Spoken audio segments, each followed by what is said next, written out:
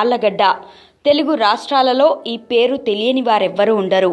ఎన్నికల ప్రక్రియ ముగిసిన తర్వాత కూడా ఆళ్లగడ్డలో టెన్షన్ వాతావరణం కనిపిస్తోంది. రెండు వర్గాలు ఆధిపత్యం కోసం చేసిన పోరాటంలో పోలింగ్ సమయంలో హింసాత్మక సంఘటనలు కూడా చోటు చేసుకున్నాయి.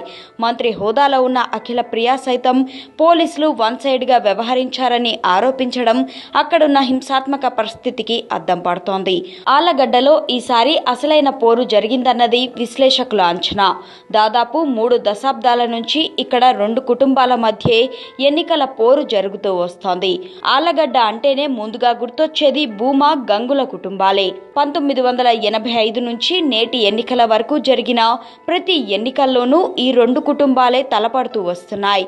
17 సార్లు ఇక్కడ ఎన్నికలు జరగ్గా 5 సార్లు గంగుల కుటుంబం గెలిచింది. 4 సార్లు భూమా కుటుంబం విజయకేతనం ఎగరవేసింది. ఇప్పుడు ఈ ఎన్నికల్లో తెలుగుదేశం పార్టీ తరపున భూమా అఖిలప్రియ, వైఎస్ఆర్ కాంగ్రెస్ పార్టీ తరపున గంగుల ప్రభాకర్ రెడ్డి కుమారుడు గంగుల విజేంద్రనాథ్ రెడ్డి అలియాస్ నాని బరిలో నిలిచారు. అయితే ప్రచారం నుంచి పోలింగ్ వరకు రెండు కుటుంబాలు ఆధిపత్యం కోసం పాకులాడాయి. మంత్రి అఖిలప్రియకు వడదెబ్బ తగలడంతో 3 రోజుల పాటు ప్రచారానికి విశ్రాంతి ఇచ్చిన తర్వాత మళ్లీ చురుగ్గా పాల్గొన్నారు. అయితే తల్లి తండ్రి రాజకీయ వ్యూహ రచనలు అఖిలప్రియలో కొరవడ్డాయంటున్నారు.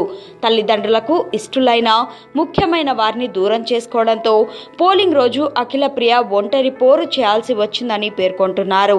ఎన్నికలకు ముందు సీనియర్ నేతలు పార్టీని వీడి వెళ్లడం, అఖిలప్రియ వైఖరి పార్టీ క్యాడర్కు కూడా నచ్చకపోవడంతో ఆమె ఈ ఎన్నికల్లో ఇబ్బందులు ఎదుర్కొన్నారంటున్నారు. భూమా నాగిరెడ్డి సన్నిహితుడు ఏవి సుబ్బారెడ్డి సైతం అఖిలప్రియకు దూరంగా ఉన్నారు. అఖిలప్రియపై ఉన్న అసంతృప్తితో పాటు ప్రభుత్వ వ్యతిరేకత తనను గట్టెక్కిస్తుందని నాని గట్టిగా నమ్ముతున్నారు. అఖిలప్రియ మాత్రం కొంత ఆలోచనలో పడినట్టు కనిపిస్తోంది.